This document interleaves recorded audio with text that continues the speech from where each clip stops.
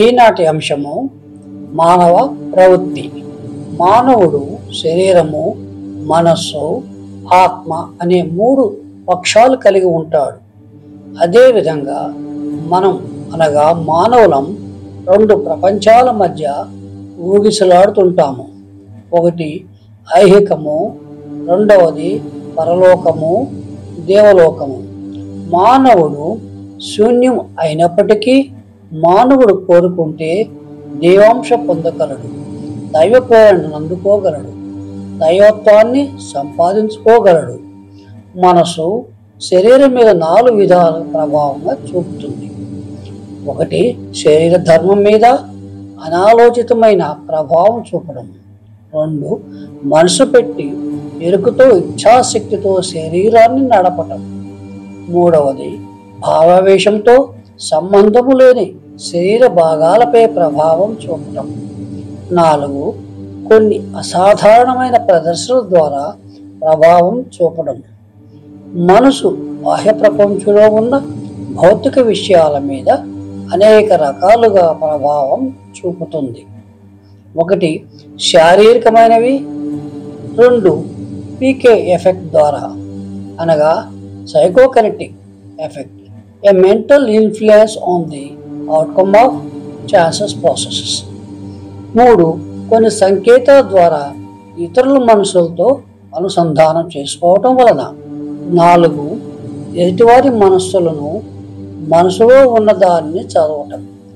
Telepathy ఇంద్రియేతర గ్రహణం.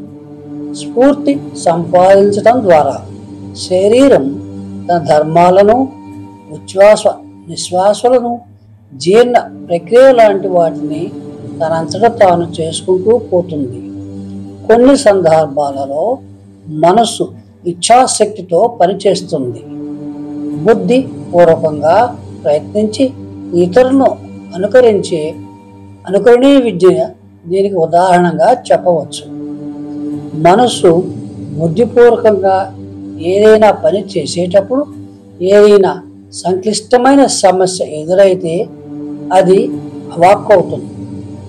కొన్ని అవాంఛనీయమైన వ్యతిరేక భావాలు, భయం, ఈర్ష్య, కోపం, అసహ్యం వంటివి కలిగినప్పుడు మనసుకు భేదం కలుగుతుంది. వాటిని బయట ప్రపంచంలోని వ్యక్తుల మీద చూపటం జరుగుతుంది. ఇవి నరాల మీద ప్రభావం చూపి ఊపిరితిత్తుల వ్యాధి, గుండె జబ్బు, ఉదర సంబంధమైన వ్రణాలు వంటి వ్యాధులను కలిగిస్తాయి. ప్రశాంతమైన మనస్సు, ఆహ్లాదకరమైన మనస్సు కలిగిన వ్యక్తులు ఈ వ్యాధుల నుండి త్వరగానే బయటపడగలుగుతారు. మానసిక బలం లేని వారు, అలజడికి లోనైన వారు అంత త్వరగా కోలుకోలేరు. కేవలం ప్రార్థనతో కానీ స్పర్శతో కానీ రోగ నిర్మూలనం చేయడం, యోగ విద్యతో గాలిలోకి లేవడం వంటివి ఎలాగ సాధ్యమో అర్థం కాదు.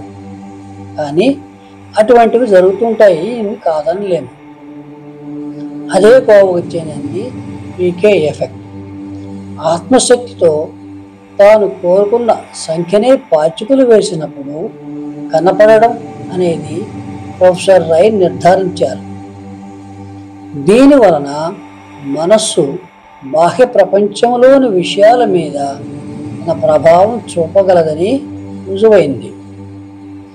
మన మనస్సులోని మంచి చెడు భావాల ప్రభావం శరీరం మీద పడుతుంది. ఆత్మ కాలాతీతమైనది, శరీరం కాలంలోనే జీవిస్తుంది. కాకపోతే ఆత్మశక్తి లేదా అభౌతిక శక్తి అనే ఇటు శారీరక ధర్మానికి బద్ధంగానూ వ్యవహరించగలదు, అటు ఆత్మ అనుసంధానం చేసుకొని దేవభూమిలో కూడా అడుగెడగలదు. ఆత్మశక్తి శరీరంతో కలిసి పనిచేస్తున్నంత సమయము భౌతికంలో కాలానికి బద్ధంగా అది అభౌతికమైన ఆత్మతో అనుసంధానం చెంది దేవభూమిలో అడుగిడినప్పుడు కాలానికి అతీతంగా వ్యవహరిస్తుంది. ఈ పనులను ఐచ్ఛికంగాను అనాలోచితంగాను కూడా చేయగలదు. కొందరు తాత్వికులు మనిషి ప్రకృతిని ఆత్మ శరీరాల సంఘర్షణల ఆధారంగా నిర్వచించే ప్రయత్నం చేశారు. మనస్సు శరీరం కలిసి మనిషి అవుతాడు. అదే ఆత్మతో కలిసినట్టయితే మనీషి అవుతాడు, దైవత్వాన్ని పొందుతాడు. అంచేత విపత్కాలంలో సరైన నిర్ణయం తీసుకునేందుకు వీలుగా తమ మనస్సుకు శరీరానికి సరైన శిక్షణ తీసుకుంటాడు. సాధు పొంగోలు తమ అంతరాత్మ ప్రబోధాలను వింటారు. పరిపూర్ణ వ్యక్తి ఎవరు అంటే ఏ వ్యక్తి అయితే తనలోని దైవత్వాన్ని కనుగొని తాను ఏ దైవశక్తికి ప్రతిరూపమో గ్రహించి అందులో విలీనమయ్యేవాడు అని చెప్పవచ్చు. స్వస్తి.